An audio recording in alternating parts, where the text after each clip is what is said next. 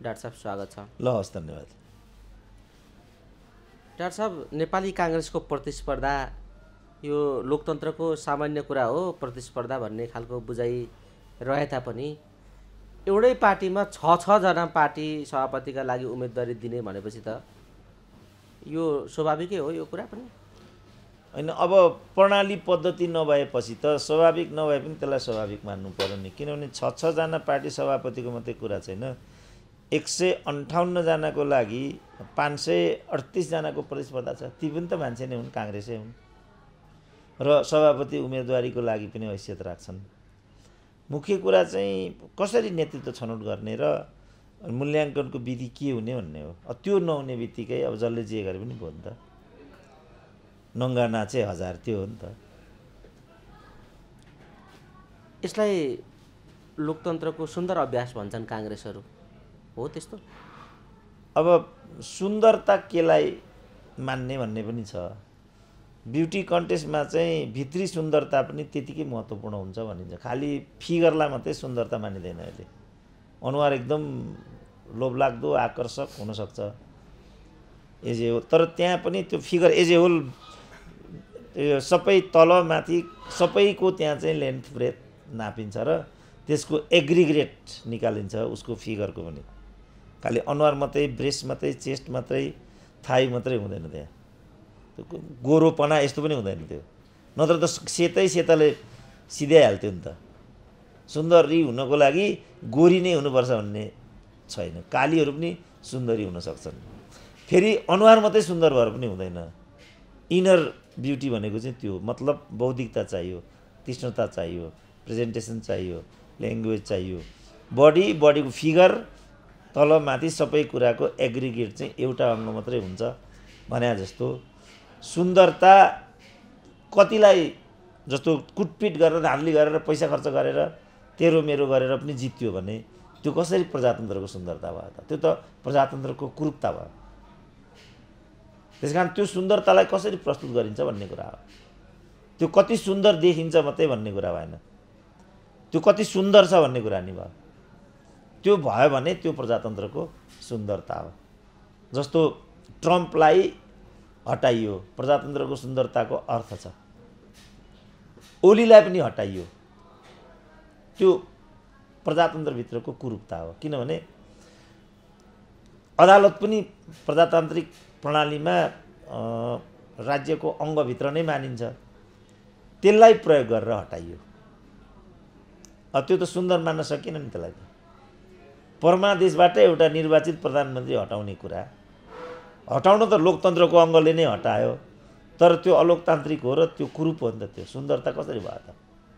त्यस कारणले सुन्दरता मात्रै भनेर हुँदैन, प्रजातन्त्र मात्रै भनेर हुँदैन। त्यसको अभ्यास पनि त्यत्तिकै सुन्दर देखिनु पर्यो, त्यत्तिकै प्रजातान्त्रिक देखिनु पर्यो। अनि मात्रै त्यो सुन्दरतासँग तुलनीय हुन्छ।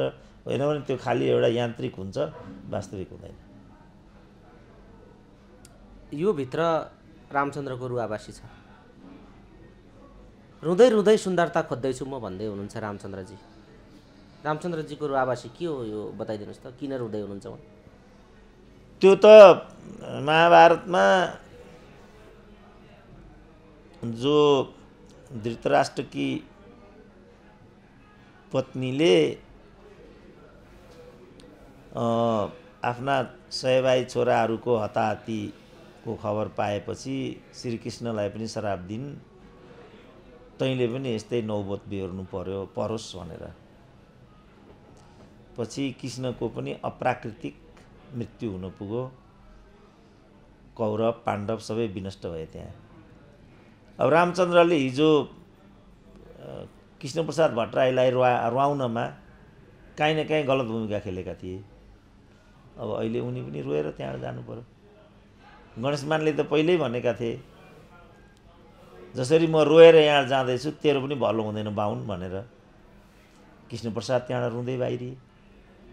जब कृष्णप्रसाद रुँदै बाहिरिएको भने रामचन्द्र कसरी हाँसेर जान्थे र त्यहाँबाट? अपेक्षै गलत थियो, उनले रुनु थियो। त्यो नियतिको खेल हो।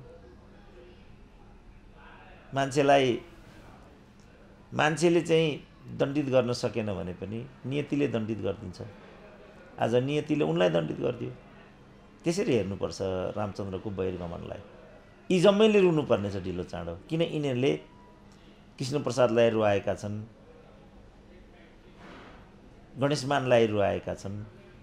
त्योभन्दा पनि ठुलो कुरा सयौँ कमजोर कार्यकर्ताहरूलाई रुवाएका छन्, बेघरबार बनाइदिएका छन्, प्रताडित गरेका छन्, उपेक्षित गरिएका छन्, गराएका छन्। मैले देख्दा यी जम्मैले रुनुपर्छ ढिलो चाँडो। अब गणेशमान रोए, कृष्णप्रसाद रोए, यसपल्ट रामचन्द्र रोए, अब अरूले पनि रुनुपर्छ। शैलजा पनि रोएकै थिइन्। बिचरा शैलजाले त मर्नु नै पर्यो नि, उनलाई त जिउँदै मारे नि यिनीहरूले। अब गिरिजा पनि एक प्रकार प्रताडित भएर मरे। यो शराप हो, यो आँसुको शराप हो। यो शराप कसरी पखाल्ला नेपाली काङ्ग्रेसले यो महाधिवेशनमा? अब सही नेतृत्व छनौट गऱ्यो भने त्यसको सुरुवात त्यही बिन्दुबाट हुन्छ। पखालिन्छ त्यस्तो देख्नुहुन्छ? त्यो त काङ्ग्रेस जनको अब इच्छा शक्तिमा भर पर्छ। उनीहरूले अब पार्टीलाई रुवाएको रुवाई सिद्ध्याउने कि हँसाउने भन्ने छनौट उनीहरूको हो।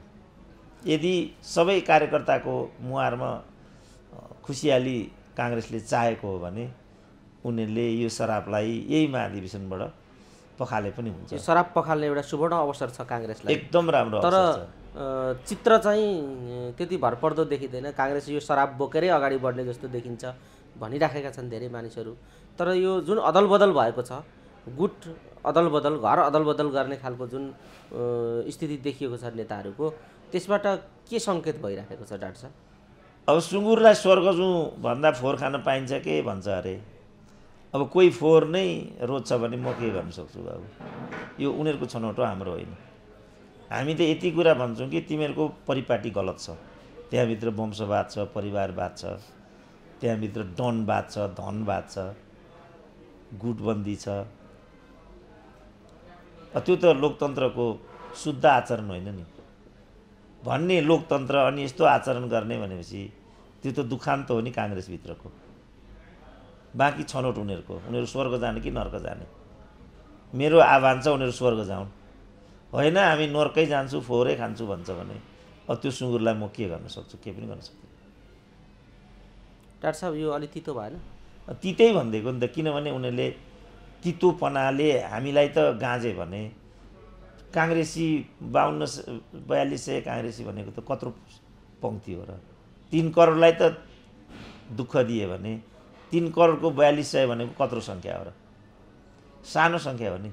हामीले त यति दुःख बेहोऱ्यौँ भने जहाँ लोकतन्त्र छैन, शिक्षा छैन, स्वास्थ्य छैन, बाटो छैन, घाटो छैन, पानी छैन, बिजुली छैन, सुशासन छैन, सच्चरित्र छैन, सदाचार छैन, भ्रष्टाचार छ, त्यो त खप्यौँ भने यो कति ठुलो कुरा भयो।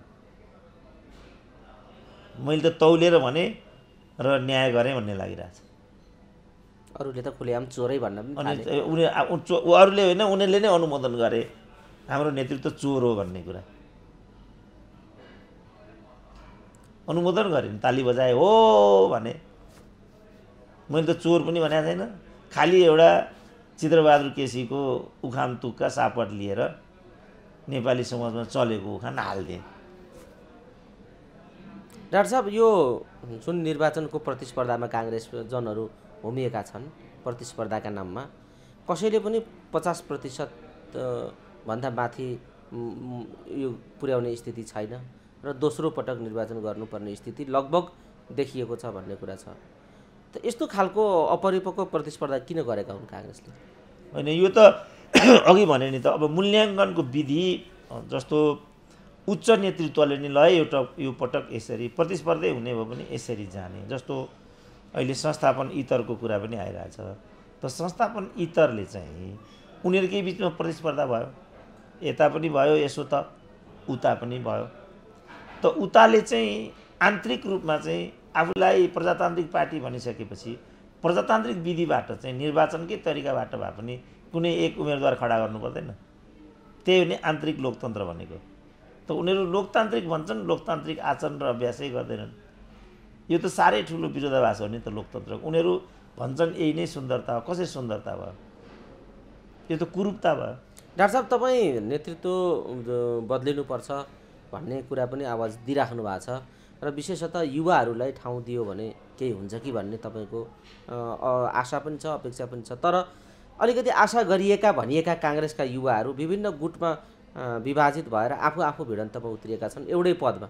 जस्तो गगन र विश्वप्रकाश एउटै पदमा फरक फरक गुटमा उभिएर उनीहरू प्रतिस्पर्धामा छन्। त्यसरी नै अन्य थुप्रै उदाहरणहरू छन् जो एक आपसमा प्रतिस्पर्धामा उत्रेका छन् फरक फरक गुटमा। त युवाहरूमा पनि यस्तो खालको भइसकेपछि अब आशा गर्ने ठाउँ छ काङ्ग्रेसभित्र? होइन, मैले पुस्ताको कुरा गरेको छैन, मैले त सोचको कुरा गरेको छु। र आजको प्रश्न चाहिँ पुस्तान्तरण होइन, सोचान्तरण हो भनेको छु। र हिजो तपाईँले युवाहरूको कुरा गर्नु भएको छ, त्यसकारण पनि मैले पुस्तान्तरण होइन सोचान्तरण भनेको छु। किनभने यिनीहरू आफूलाई युवा ठान्थे र पुस्तान्तरण आजको प्रश्न हो भन्न ठान्थे भने त आपसमा लड्ने थिएन नि त। यिनीहरूले एउटा टिम नै बनाएर बुढाहरूलाई रिङ आउट पनि गर्न सक्थे नि। त्यसकारण पुरानो पुस्तामा भन्दा नयाँ पुस्तामा समस्या छ मैले भन्थेँ नि, त्यो फेरि एकपल्ट देखिएको छ। अब यो एउटै पदमा लडेपछि को हार्छ? युवाको विरुद्ध युवै हार्छ। कसको कारणले? युवाको विरुद्ध युवाकै कारणले। त्यो कतैबाट युवा आउने सम्भावना त भएन। अनि आफू भिडन्त गरेर युवाहरू आए पनि त एउटा होनहार युवा त वञ्चित भयो नि त। अब एमालेमा जाँदाखेरि पनि एउटा युवाले प्रतिस्पर्धा गरिरहेको थियो बुढो नेतृत्वसँग, एउटै भोट हाल्दिएन उसले। भनेपछि त यो त पुस्तान्तरणको प्रश्न होइन, यो सोचान्तरणको प्रश्न हो। र त्यो सोचान्तरण भनेको युवाको भूमिका के हुन्छ र युवाको हो, युवाले कसरी भूमिका खेल्ने भन्ने सोच हो।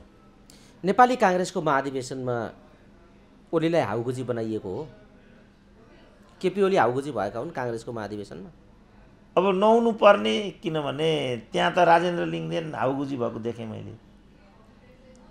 म हारेँ भने त फेरि ओली प्रधानमन्त्री हुन्छन्, देशलाई ठुलो अनिष्ट हुन्छ, देश भड्खालामा जान्छ, फेरि डर त्रास बढ्छ, यस्तो हाउगुजी देखाइराखेका छन् नि नेपाली काङ्ग्रेसका नेताहरू।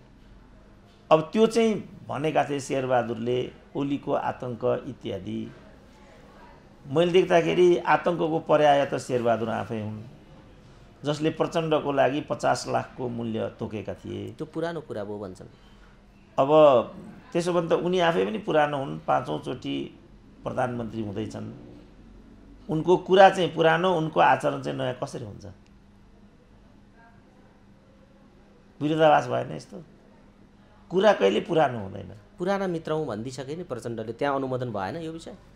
होइन, पुराना प्रचण्ड होइन, अर्कोले नै भनेको थिए। हामी मेरा पुराना साथी शेरबहादुर देउपा त भन्दै थिए, हाम्रो ओलीले नै। त्यसकारण यो नयाँ पुरानोको कुरा होइन, मूल्यवत्ताको कुरा हो। कहिलेकाहीँ पुरानोले पनि अनि उच्च मूल्य दिन्छ। ओल्ड इज गोल्ड भनेको त्यही हो नि त। जस्तो अहिले नेपाली काङ्ग्रेसको दोस्रो तेस्रो चौथो पुस्ता चल्दैछ, तर त्यहाँ त रटान त बिपी कोइरालाको मात्रै हुन्छ, अरू जम्मै पुराना हुने। बिपी कोइराला चाहिँ कसरी नयाँ रहिरहने त? त्यसकारण वस्तु कहिले पनि नयाँ पुरानो हुँदैन।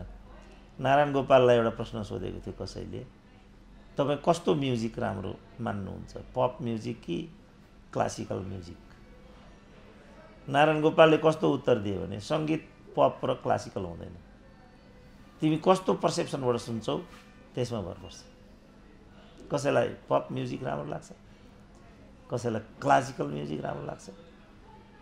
तर सङ्गीतको खुबी, एउटा विशिष्ट खुबी भनेको चाहिँ के भने सङ्गीतमा एट ए टाइम बहु विशेषता हुन्छ।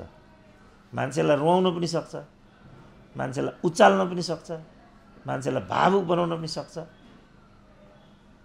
मान्छेलाई रोमाञ्चित बनाउन पनि सक्छ। सङ्गीतसँग चाहिँ त्यो खुबी हुन्छ। पुरानो कुरा र नयाँ कुरा भनेको त्यही हो। नयाँ छ तर जीवन दिँदैन भने त्यसको केही अर्थ छैन। पुरानो छ तर एउटा आदर्श दिन्छ भने नयाँको भन्दा पनि महत्त्व त पुरानोको हुन्छ। त्यसकारण त्यो चिजलाई कसरी प्रयोग गर्ने भन्ने कुरा महत्त्वको हुन्छ। नयाँ पुरानोले केही पनि फरक पर्दैन। ओलीले हाउगुजी किन बनाएको? राजनीति भन्छन्, त्यसमा सामदाम दण्डभेदको प्रयोग गरिन्छ भन्छन्। उनीहरूले नै गरेको व्याख्या हो। सामदाम दण्डभेद, शत्रुको साथी, शत्रुको शत्रु चाहिँ मित्रु हुन्छ भन्ने व्याख्या छ। र अझ यिनीहरू त के भन्छन् भने राजनीतिमा कोही पनि स्थायी शत्रु हुँदैन, स्थायी मित्र हुँदैन भन्छन्। त्यसको पर्याय चाहिँ प्रचण्ड र शेरबहादुर हुन्। हिजो शेरबहादुर प्रचण्डको टाउकाको मूल्य तोक्थे, त्यसपछि शेरबहादुर र प्रचण्डले संयुक्त सरकार चलाए, अनि शेरबहादुर चाहिँ केपी ओलीसँग पार्टी एकता गर्न आइपुगे, त्यसपछि फेरि फर्केर प्रचण्ड शेरबहादुर भए ठाउँमा पुगे। यसमा नयाँ र पुरानो कहाँ छ, मित्रता कहाँ छ, यहाँ कुन चाहिँ को चाहिँ मित्र हो यहाँ? त यिनीहरूले सबै कुरालाई विकृत र भद्दा बनाइदिए। यसलाई हेर्न र निरूपण गर्न सक्ने नै वास्तवमा एउटा प्रजातान्त्रिक आदर्श हो। त्यो आदर्श गुमिसकेपछि खुलेआम रूपमा दसौँ हजार मान्छेले एउटै स्वरमा चोर हौ तिमीहरू भन्नसम्म आँट गर्यो।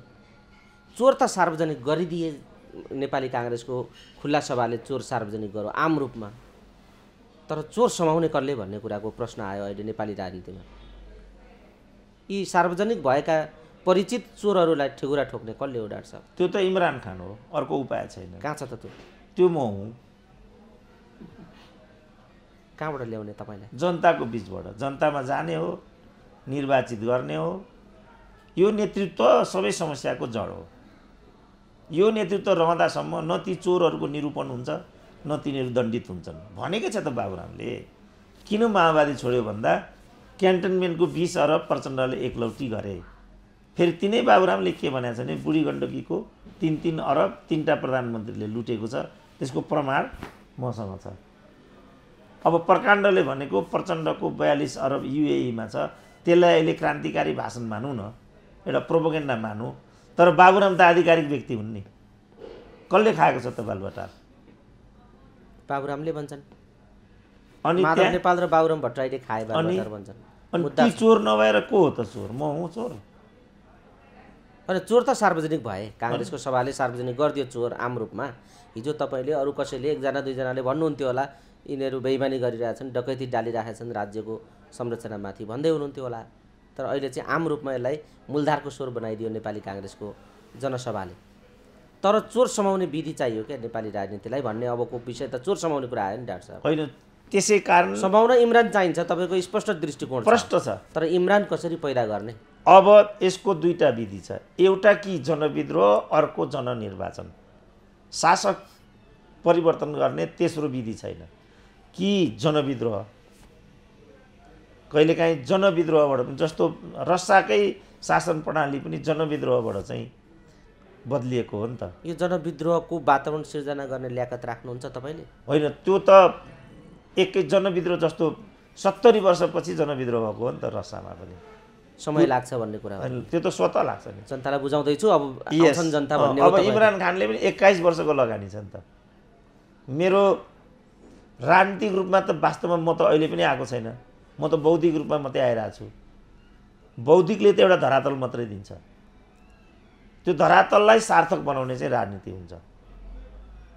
त्यस्तो खालको राजनीति पैदा होस् भन्ने तपाईँको कामना छ, तर देखिएको कतै पनि त्यस्तो दृष्टि देखिँदैन डाक्टर साहब। इमरान म हुँ भनेर आफूलाई एउटा मानवको रूपमा उभ्याए पनि जो पनि इमरान बन्ने हुन्छ र अब इमरान बन्ने राजनीति तिमी सुरु गर भन्ने तपाईँको सन्देश छ।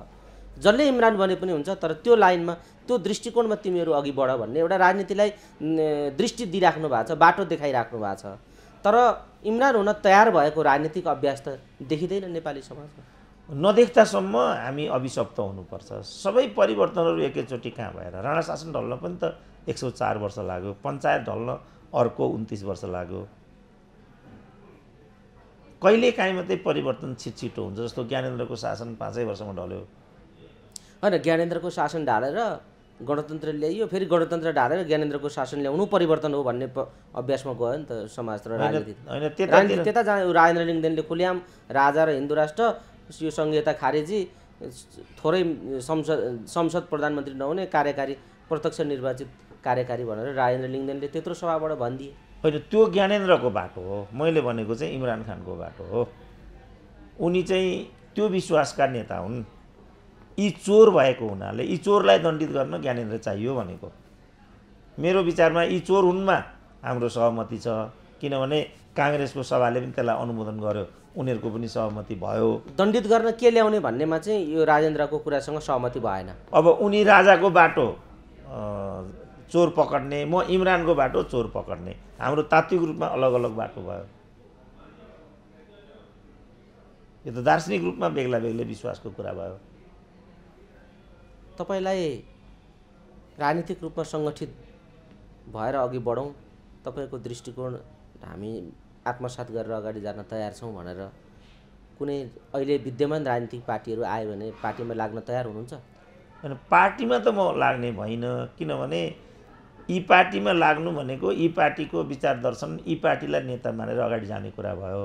अब मैले त कसैलाई नेता मान्ने कुरा भएन, किन म नै नेता ठान्छु आफूलाई। म आफ्नो ध्रुव आफै खडा गर्छु, म जहाँ उभिन्छु त्यो त्यहीँबाट सुरु हुन्छ। अब मैले केही गरिसकिनँ भने कोही अर्को आउँछ, तर त्यहीँ उभिन्छ।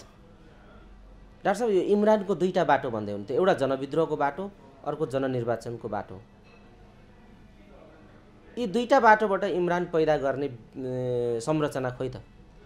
त्यही त भन्छु, यसको पहिला बौद्धिक खाका तयार पार्नु पर्यो, बौद्धिक जग खडा पार्नु पर्यो, अनि त्यो सैद्धान्तिक दार्शनिक आधारमा त्यसको अगुवा निर्दिष्ट गर्नु पर्यो। अब इमरानले नि भनेकै छ, मैले 21 वर्ष सङ्घर्ष गरेँ, ती दलहरूले बाटैमा सिद्ध्याउन खोजेका थिए उनलाई पनि, तर उनी जनतामा गए, जननिर्वाचित भएर आए। हामी पनि जस्तो मैले हिम्मत गर्न सकेको छैन भने कुनै अर्कोले हिम्मत गर्न सक्नु पर्यो, अनि इमरानको उदय हुने हुन्छ। होइन भने त दुनियाँलाई व्याख्या गर्ने मात्रै महत्त्वपूर्ण कुरा होइन, दुनियाँलाई बदल्ने महत्त्वपूर्ण कुरा हो। त दुनियाँलाई बदल्नको लागि त्यसको आधार चाहिन्छ। आधारको जस्तो भनौँ न, युरोपमा पहिला के भयो, बौद्धिक क्रान्ति भयो। त्यहाँ हेगेल, पछि फायरबाख, पछि एङ्गेल्स, मार्क्स, भोल्टायर, रुसो, जन लक, लास्की, यस्ता यस्ता ठुल्ठुला चाहिँ बौद्धिकहरू भयो नि त। त्यो बौद्धिक जागरण भयो त्यहाँ। त्यही क्रममा त्यहाँ पुनर्जागरण भयो, अनि औद्योगिक क्रान्ति भयो, अनि फ्रेन्च रिभोल्युसन भयो, इन्डस्ट्रियल रिभोल्युसन भयो, त्यसपछि डेमोक्रेटिक रिभोल्युसन भयो। युरोपको प्याटर्न यस्तो छ। अनि हाम्रो नेपालमा बौद्धिक क्रान्ति नै भएको छैन अहिलेसम्म।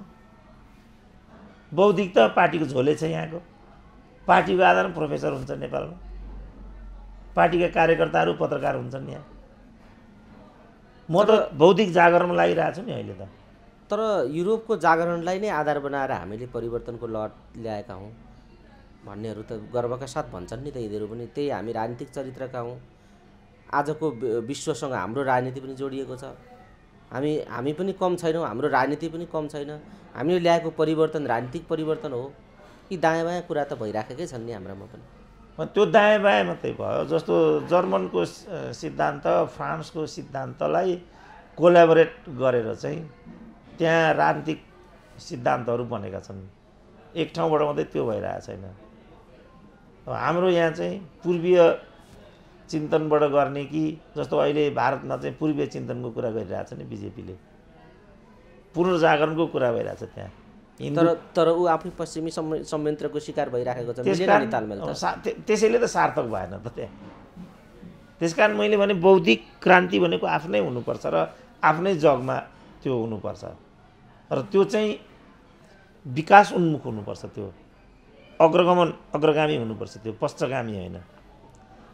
धर्मबाट पनि अनुप्रेरणा लिन सकिन्छ नि। कौटिल्यको अर्थशास्त्र, चाणक्यको नीति भन्छन् र चारवाक भन्छन्। त्यहाँ पनि त प्लेटो भए, एरिस्टोटल भए, अनेक त्यहाँ दार्शनिकहरू, पुराना दार्शनिकहरू त्यहाँ पनि थिए नि त। तिनीहरूले लामो परम्परा त्यहाँ छोडेर गएका छन्। त्यही बिचमा वैज्ञानिकहरू उदय भएको छ त्यहाँ। तर उनीहरूले त्यसलाई चाहिँ सार्थक रूपमा चाहिँ आधुनिक दिशा दिन सकेका छन्। त्यो दिन सके, तर हाम्राले सकेनन् भन्ने कुरा। किनभने हामीले त्यो बौद्धिक जागरण दिएका छैनौँ। के दर्शनको समस्या हो? होइन, यो चाहिँ प्रतिबद्धता र बुझाइको समस्या। दर्शनको पनि समस्या होइन। दर्शनलाई दिशा दिने समस्या, गति दिने समस्या। पहिला त त्यसलाई बुझ्नु पर्यो, दर्शन के हो त्यो बुझ्नु पर्यो। र हाम्रो आफ्नै पद्धति र परम्परा के छ होइन। जस्तो अब हाम्रो वैद्य खाना थियो नि त यहाँ, हाम्रो चाहिँ आयुर्वेदिक प्रणाली थियो। वैद्य खाना त किताबै बेचेर अर्कातिर बुझायो भन्ने छ अहिले। अब वैद्यको मन्त्र चाहिँ अर्कैतिर बुझायो भन्ने आइरहेको छ। अब त्यसपछि खोइ हाम्रो जग, अब समस्या त्यहाँ भएको गर्नु, आफ्नो चाहिँ विनष्ट गर्ने, अनि अर्काको चाहिँ कपी गर्न खोज्ने। यहाँ एउटा अभ्यास के चल्यो भनेदेखि आफ्नो जति हीन परायाको जति मान, यो एउटा शिक्षा क्षेत्रमा नै लादियो। अङ्ग्रेजी बोलेपछि ठुलो मान्छे हुने, बोल्दाखेरि पनि 2-3 शब्दहरू अङ्ग्रेजी मिसाएकै हुनुपर्ने, टाई सुट लगाएकै हुनुपर्ने, अनि मात्रै ठुलो मान्छे भइने। किन? आफ्नो जतिलाई हीनताको एउटा भुमरीमा फसाइयो। फर्केर तपाईँ हेर्नुहोस् त ल, हाम्रो रानी पोखरी, हाम्रो घण्टाघर, हाम्रो धरारा, त्योभन्दा पुरानाका जति पनि पुराना संरचनाहरू हुन्, कुनै भुइँचालोले पनि ती संरचनाहरू भत्किएनन्। तर पछिल्लो वास्तुबाट बनेका संरचनाहरू कुनै भुइँचालो पनि थाम्न सफल भएन। भनेपछि त हाम्रो प्रौद्योगिकी, हाम्रो टेक्नोलोजी, हाम्रो वास्तु त आजको भन्दा शक्तिशाली भन्ने कुरा त व्यवहारबाट सिद्ध भएको छ नि त। तर आज ती सबैलाई हामीले अप्रासङ्गिक बनाइदियौँ। हाम्रो सिंहदरबार भन्नु त, हाम्रो घण्टाघर, हाम्रो रानी पोखरी कुनै पनि भुइँचालोले भत्किएन नि त त्यो। ल अहिले पनि हेरौँ, असन बजारको संरचना हेरौँ, अस्ति कत्रो भुइँचालो आयो, कत्रा संरचनाहरू भत्किए, तर असनको थोत्रे संरचना केही पनि भएन त। त्यो जुन टेक्नोलोजी हो हाम्रो पूर्वजहरूको टेक्नोलोजी, त्यो टेक्नोलोजीमा भएको तत्त्वबोध के हो भन्ने कुरा तिर नलागेर हामी अर्काको टेक्नोलोजी आयात गर्नेतिर चाहिँ उत्प्रेरित भयौँ। त्यसपछि हामीले आफूलाई बिर्स्यौँ।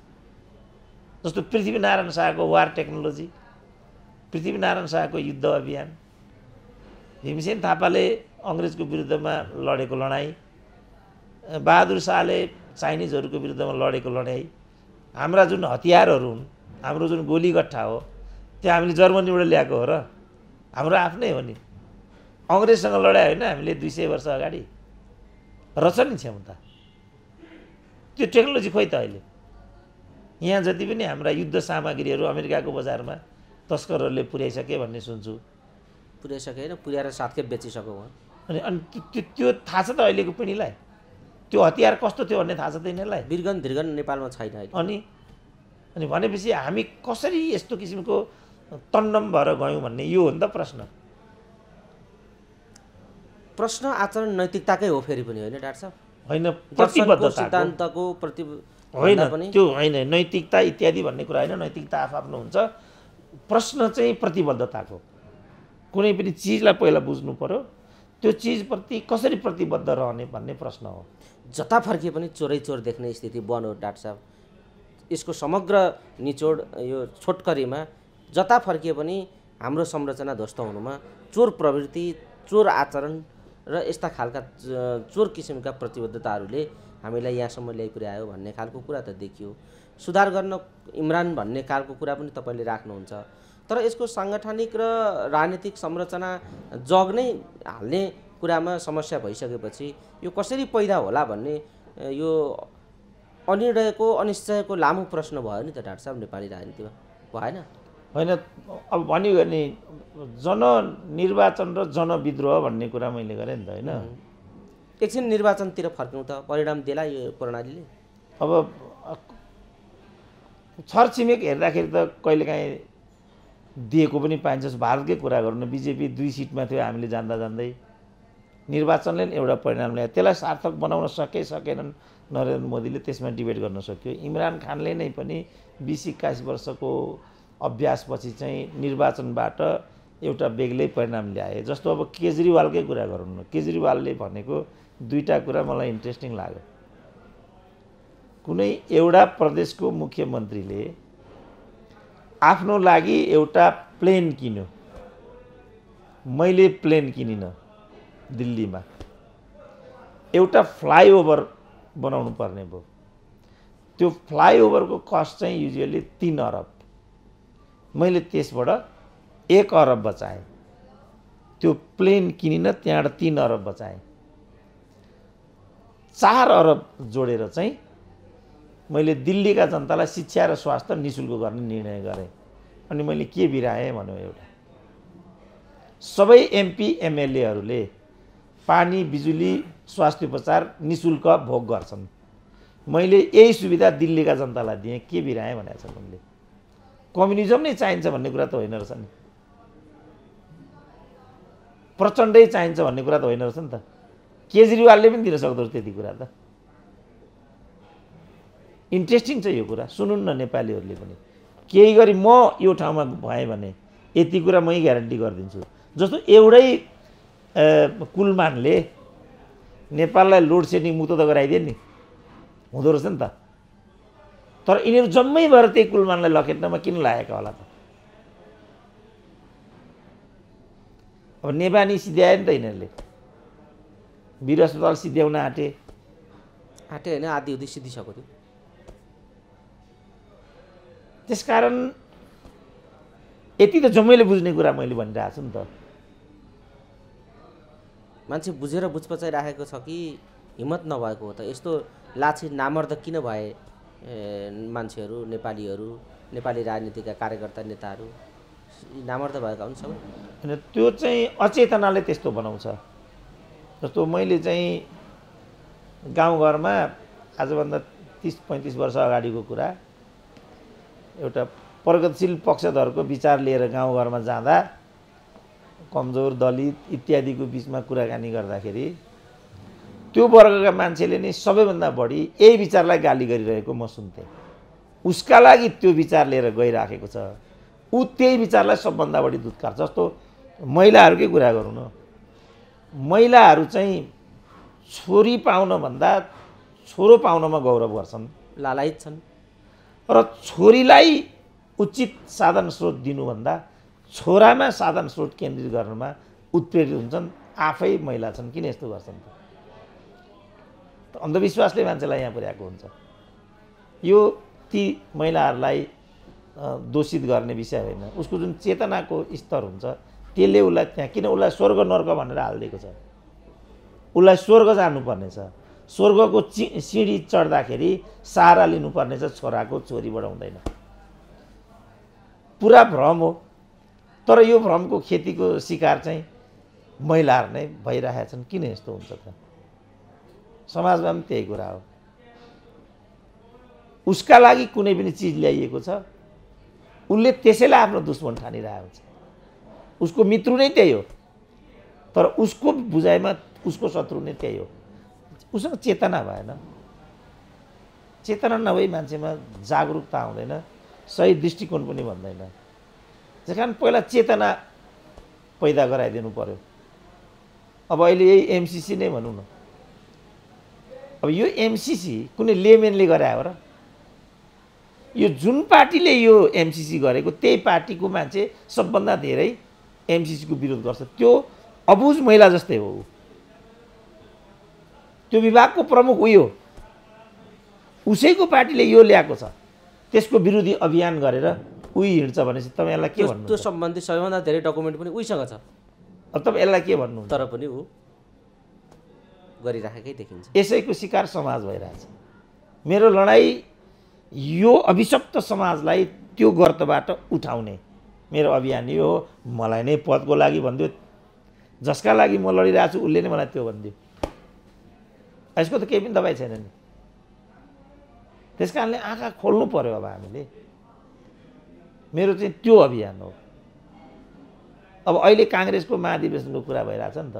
एकचोटि अगाडि सरेर कमसेकम नयाँ नेतृत्व ल्याऊ न तिमीहरू, भइहाल्यो त। अथवा त्यहाँ मध्येका राम्रा मान्छे छान न, भइहाल्यो नि।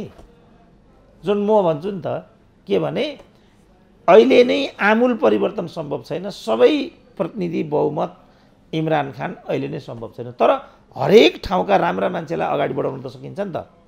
20% राम्रा मान्छे पनि हामीले त्यहाँ पठायौँ भने, एउटा भनाइ छ कुनै दर्शनमा, तिमी कुनै पनि चिज आफै बदल्न सक्दैनौ भनेदेखि बदल्नेहरूको समूहभित्र जाऊ, त्यहाँबाट त्यो प्रयास गर। त यिनीहरूले त्यो गरून् न त। हामीलाई पो कुनै सुविधा छैन। हामी यो निजी विचारा युट्युब यस्तो उस्तो गरेर टाकन टुकन गरेर यो विचार दिन्छौँ। किन हामीलाई अर्को अवसर छैन? हामीलाई अर्को फोरम प्राप्त छैन। हाम्रो लेख रचना कहीँ छापिँदैन। टिभी रेडियोले हाम्रो अन्तर्वार्ता गर्दैनन्। हामीलाई पो अप्ठ्यारो। उनीहरूलाई त के अप्ठ्यारो छैन। आफ्ना टिभी छन्, आफ्ना पत्रिका छन्, आफ्ना दल छन्, आफ्ना संरचना छन्, बढाइदिए भइगयो नि त अगाडि। तर पहिलो कुरा यो एमसिसी गरेर एमसिसीको विरोध गर्न सडकमा निस्किनेहरूले यति बुझिदिनु पर्यो। बुझ्दाउन् यति त बुझ्दाउन् नि त, नबुझ्दाउन् यति। यो प्रयास हो। यो डाक्टर साहब, यो जे प्रयास भइराखेको छ नि कति सार्थकता पायो त? यत्रा महाधिवेशन भए, यत्रा जनता आवाज उठाइरहेछन्, कोही एमसिसीको विरोध गरिरहेछन्, कोही अधिवेशनमा टाउको फुटाइरहेछन्, कोही अरू अन्य प्रतिस्पर्धाहरू पनि गरिराखेका छन्, सारा एनजिओ आइएनजिओमा पनि काम गरिराखेका छन्। सारातिर मान्छेहरू चलायमान भएर केही न केही त गरिराखेका छन्। तपाईँको अभियानले सार्थकता पायो? होइन, अब यो कसैले पनि होइन, ग्यालिलियो पनि अथवा कार्ल मार्क्स पनि, तपाईँलाई थाहा छ कार्ल मार्क्स ह्यान्ड टु माउथमै समस्या थियो। उनको त कात्रो बेर्ने पैसा पनि थिएन उनको, बिचरा यतातिर श्रीमती आइया भनिरहेछन्, छोराछोरी सडकमा पुगिसके, स्वास्थ्य उपचार एउटा नभइकन उनले चाहिँ जीवन त्याग गर्नु पर्यो भनेपछि सजिलो कुरा त होइन नि। यो मूर्ख बुढो मान्छे जसले पर्वत पन्छायो भन्ने उखान छ नि चिनियामा, के गरेको भन्दा म यो पर्वत खन्दैछु। एउटा बटुवा हाँस्यो, तिमीले यो कसरी पर्वत पन्छाउन सक्छौ र मूर्ख रहेछौ भन्दा, होइन यो त मैले सुरु गर्ने हो, नाति पनातिले त्यो कुरा सार्थक पार्ने हो। त्यो ठन्डा भएछ त्यो मान्छे। त्यसकारण कुनै पनि असल काम जिरो बिन्दुबाट नै सुरु हुन्छ र कुनै पनि ठुलो सङ्गठन, ठुलो विचार एकजना मान्छेले नै आरम्भ गर्छ। त्यसलाई चाहिँ उत्कर्षमा पिँढी दर पिँढीले चाहिँ पुर्याएका हुन्छन्। बुझ्नुपर्ने कुरा के छ भने सगरमाथा जानु पर्यो भने पनि पहिलो पाइलाबाट नै यात्रा सुरु हुन्छ। अब यो अर्कै कुरा हो कि अहिले त अपाङ्गहरू पनि सगरमाथामा चढ्न थाले, तर हिलारी र तेन्जिङ सगरमाथा जाँदाखेरि पनि यो कुरा सामान्य थियो भनिदियो भने त्यो गल्ती हुन्छ। यो असामान्य थियो, तर उनीहरूले यो यात्रालाई सम्भव बनाइदिए।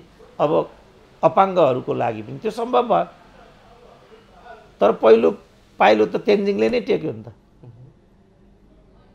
त्योभन्दा अगाडि त कल्पनै थिएन कि सगरमाथा पनि चढ्न सकिन्छ, बल्कि त्यसको त नामाकरण नै भएको थिएन। त्यस कारणले यात्राहरू पिँढी दर पिँढीका विषयहरू हुन्। एउटै पिँढीले त्यसलाई सम्पादन गर्न सक्दैन। यही लोकतन्त्रको कुरा गरौँ न। अहिले काङ्ग्रेसीजनहरू कत्रो गुड्डी हाँक्छन्, लोकतन्त्र हामीले ल्याएको, लोकतन्त्र हाम्रो विचार हो। तर कृष्णप्रसाद कोइराला